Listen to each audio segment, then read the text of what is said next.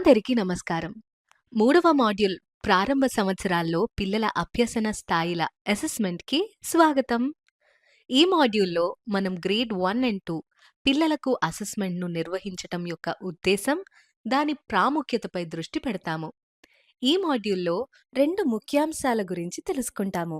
అవి అసెస్మెంట్ యొక్క ఉద్దేశం, ప్రాముఖ్యత మరియు వాటిలో రకాలు. రెండవది అసెస్మెంట్ పద్ధతులు, పాలసీతో అనుసంధానం. రండి, మనమిప్పుడు అసెస్మెంట్ యొక్క ఉద్దేశం, ప్రాముఖ్యత మరియు రకాలను గురించి తెలుసుకుందాం. ఈ ఉపమాడ్యూల్లో పిల్లల అభ్యసనలో అసెస్మెంట్ యొక్క పాత్రను, అది పాఠ్యాంశ ప్రణాళికతో కలిగి ఉన్న సంబంధాన్ని మరియు ఈ వయసు వారికి అసెస్మెంట్లను నిర్వహించే వివిధ పద్ధతులను వివరంగా చర్చిద్దాం. ఈ అంశం పూర్తి చేసే సమయానికి ప్రారంభ తరగతులలో అసెస్మెంట్ యొక్క ఉద్దేశం, ప్రాముఖ్యత, అసెస్మెంట్లలో రకాలు వివరించగలరు. పిల్లలు 5 సంవత్సరాల వయసు వచ్చే సమయానికి వారు దాదాపు 40,000 ప్రశ్నలు అడగగలరని మీకు తెలుసా? ఇది ప్రారంభ సంవత్సరాలలో వారిలో ఉండే అపరిమితమైన ఉత్సుకత, అన్వేషణతో కూడిన అద్భుతమైన అభ్యసనకు సూచన. అసెస్మెంట్ అనేది విద్యార్థుల అభ్యసన మరియు అవగాహనపై వివిధ మార్గాల ద్వారా సేకరించిన సమాచారం. ఈ సమాచారం విద్యార్థుల ప్రోగ్రెస్ని, అలాగే వారికి మద్దతు అవసరమైన రంగాలను గుర్తించడంలో సహాయపడుతుంది. ప్రారంభ తరగతులలో పిల్లల ప్రోగ్రెస్ని అర్థం చేసుకోవడానికి పరిశీలనలు, ఆట ఆధారిత కృత్యాలు, పరస్పర సంభాషణలు దోహదపడతాయి. అయితే మనం పిల్లలను ఎందుకు అసెస్మెంట్ చేయాలి? దీని వలన ప్రయోజనం ఏమిటి? అసెస్మెంట్ అనేది పిల్లల వ్యక్తిగత ప్రోగ్రెస్ని గుర్తించటానికి, పిల్లల్లో సామర్థ్యాలు మరియు వికాసాన్ని గుర్తించటానికి, తరగతిలోని బోధన పద్ధతులను తెలియజేయడానికి ఉపయోగపడుతుంది. అసెస్మెంట్ చేయటానికి 3 విభిన్న విధానాలు ఉన్నాయి మరియు ప్రతిదీ వాటి ప్రత్యేక ప్రయోజనాలను, పద్ధతిని కలిగి ఉంటాయి. అవి అభ్యసన యొక్క అసెస్మెంట్, అభ్యసన కోసం అసెస్మెంట్, అభ్యసన ప్రకారం అసెస్మెంట్.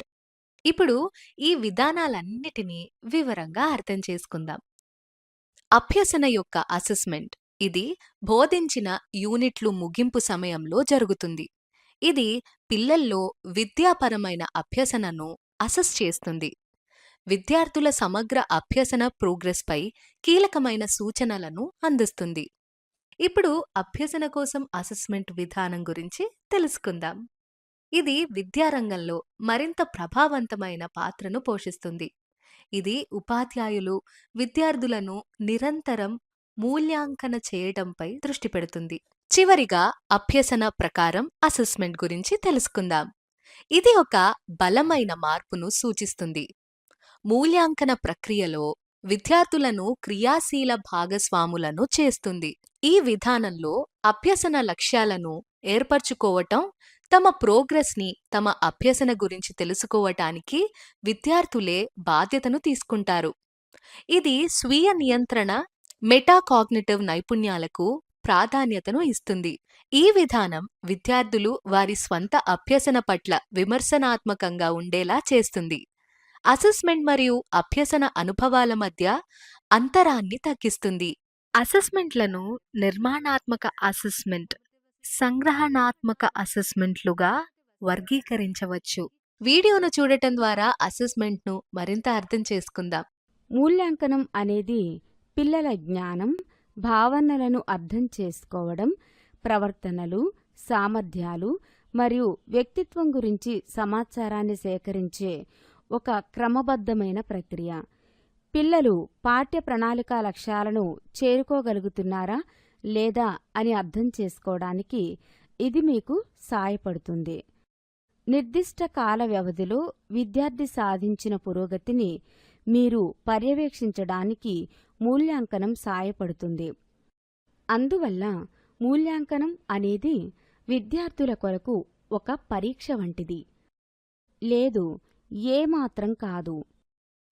మనం విద్యార్థులకు పరీక్షలు నిర్వహించి వారిని తెలివైనవారు, చాలా తెలివైనవారు, తక్కువ తెలివైనవారు వంటి విభాగాలుగా వర్గీకరించే అలవాటు ఉంది.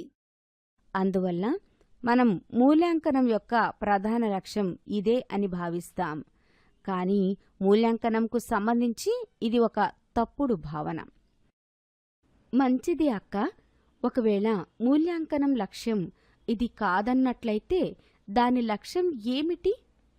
ఫార్మటివ్ అసెస్మెంట్లు అభ్యసన ప్రక్రియ సమయంలో విద్యార్థులకు, ఉపాధ్యాయులకు నిరంతరం ఫీడ్బ్యాక్ అందించి అభ్యసన ప్రక్రియ మెరుగుపరిచేందుకు రూపొందించబడ్డాయి. సమ్మటివ్ అసెస్మెంట్లను ఒక యూనిట్ లేదా కోర్స్ ముగిసినప్పుడు విద్యార్థుల అభ్యసనను మూల్యాంకనం చేయటానికి ఉపయోగిస్తారు. ఇప్పుడు ఈ రెండు అసెస్మెంట్ల మధ్య ఉన్న తేడాలను పరిశీలిద్దాం. నిర్మాణాత్మక అసెస్మెంట్ కార్యక్రమం చివరి వరకు తరచుగా జరుగుతుంది.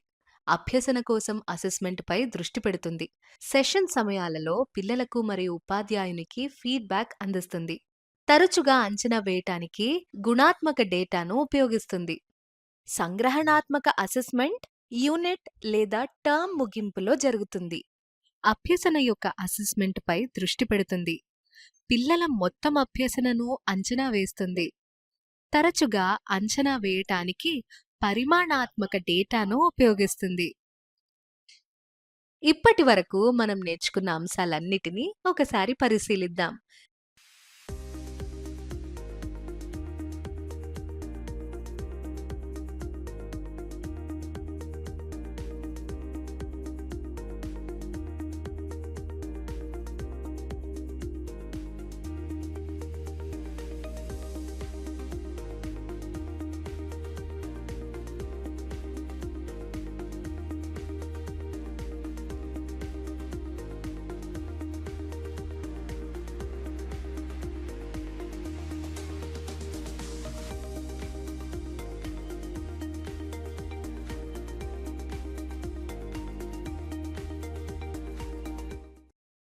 ధన్యవాదములు.